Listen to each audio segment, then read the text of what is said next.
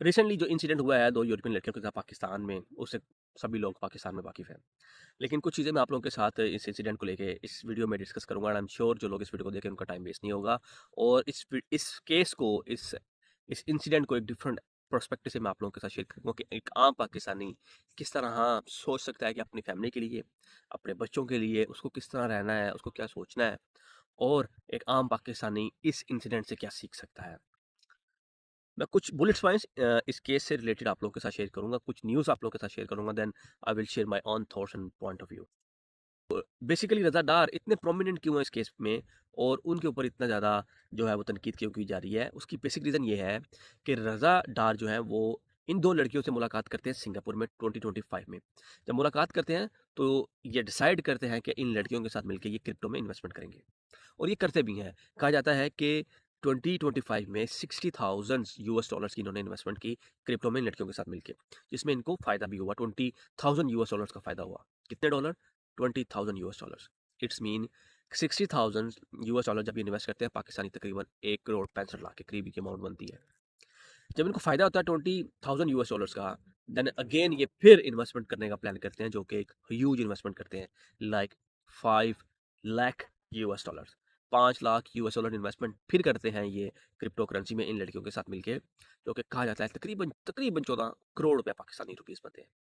अब 14 करोड़, अब सोचने की बात है कितने पैसा इनके पास आया कहाँ से? That's a question mark.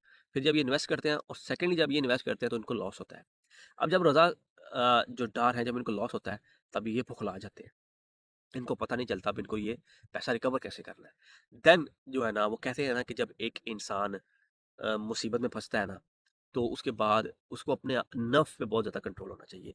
वो कहते हैं ना कि मुसीबत में घबराना सबसे बड़ी मुसीबत है। घबरा के वो एक ऐसा प्लान करते हैं जिनका उनको अंदाज़ा नहीं था कि उसमें कितना ज़्यादा फँसते चले जाएँगे। वो फिर एक लालच देते हैं उन लड़कियों को कि वो पाकिस्तान में आए, हम उनके साथ एक बड़ी इन्वेस्टमेंट प्लान करना चाहेंगे। वो पाकिस्तान में उनको बुलाते हैं, 25th ऑफ जून को वो पाकिस्तान में आती हैं। पाकिस्तान में आके अब उनको अपनी जो उनकी डूबी हुई अमाउंट है उसको निकलवाने के लिए उनसे ये रिक्वेस्ट करते हैं या कह सकते हैं आप उनको फ़ोर्स करते हैं कि हमें हमारा जो पैसा डूबा हुआ है वो वापस चाहिए। उसके लिए वो उसको किडनैप भी करते हैं, उनके साथ ज़्यादती भी करते हैं, वो केस आप सबके सामने है।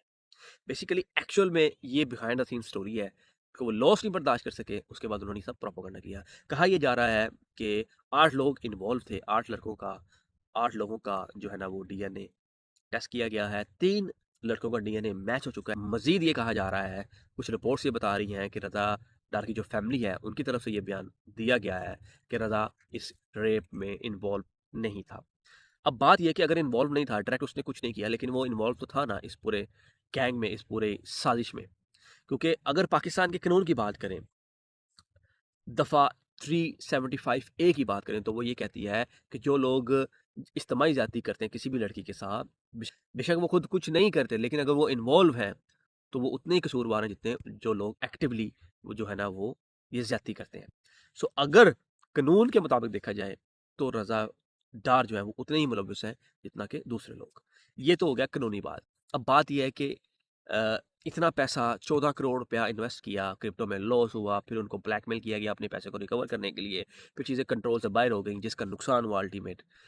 और जब ये उनसे डिमांड की गई लड़कियों से कि वो अपने नेदरलैंड में कॉल करें, उस लड़की ने कॉल की अपने डैड को और फिर उसके डैड ने ये हरकत की, सियानी हरकत की जिसको कहते हैं कि वो रिकॉर्डिंग की, जिसकी वजह से पाकिस्तान का मीडिया, पाकिस्तान की जो गवर्नमेंट है वो बाईपास नहीं कर पा रही।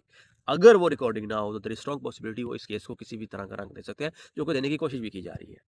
किस्सा है मुख्तसर ये कि मैंने जिस दफ़ा की बात की है ना 375 ए, अगर वो रिकॉर्डिंग ना हो तो कोई कानून इन पावर्स वाले जो लोग होते हैं जिनके पास पैसा बहुत होता है, कोई कानून पाकिस्तान में नहीं है। अब बात ये है कि एक आम पाकिस्तानी इस मुल्क में रहते हुए करे क्या? जहाँ पे बच्चियाँ सेफ नहीं हैं। इतने इंसिडेंट डेली होते हैं, पता चलता है कि इसके साथ ज़्यादती, उसके साथ ज़्यादती, इसने ये किया, उसने वो किया। अभी रिसेंटली पीछे करके भी एक बच्ची के साथ ज़्यादती की थी लेकिन उसको मार दिया गया, कत्ल कर दिया गया। सीसीडी ने उसको मार दिया। But on the other hand अब इस केस को किस तरह देखेगी सीसीडी? इस केस को लाहौर पुलिस किस तरह देखेगी? That's a very big question.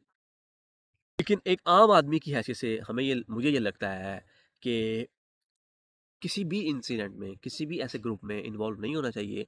बच्चों को इतनी आज़ादी नहीं देनी चाहिए कि वो जो चाहें उल्टे-सीधे डिसीज़न्स करें, फिर जब वो चीज़ें उनकी कंट्रोल से बाहर हो जाएँ, तो फिर जो है ना इस तरह के जो मामला है वो बाहर आना शुरू हों और पूरी आवाम के लिए, पूरी कौम के लिए जो है ना वो प्रॉब्लम क्रिएट हो और वो पूरी कौम, जो पूरा घर और पूरी फैमिली जो है ना वो बायस शर्मिंदगी हो। सो लेट्स सी कि क्या करती है पाकिस्तान की गवर्नमेंट, पंजाब गवर्नमेंट क्या करती है, पाकिस्तान की पुलिस क्या करती है, और वो जो जो लोग जिन लोगों ने ज़्यादती की है उनको सज़ा मिलती है या नहीं। लेकिन आई एम वेरी श्योर कि अगर ये रिकॉर्डिंग ना होती उसके डैड के पास, जिस लड़की ने कॉल की थी नीदरलैंड में, so there is strong possibility कि कोई कुछ नहीं कर सकता। इस रिकॉर्डिंग की वजह से इनको नथ डली हुई है और हो सकता है शायद डली रहे, और चीज़ें जो है ना मजबूरन इनको जो है ना बाहर निकालनी पड़े और काफ़ी हद तक चीज़ें जो है ना वो मैनिपुलेट ना कर सके।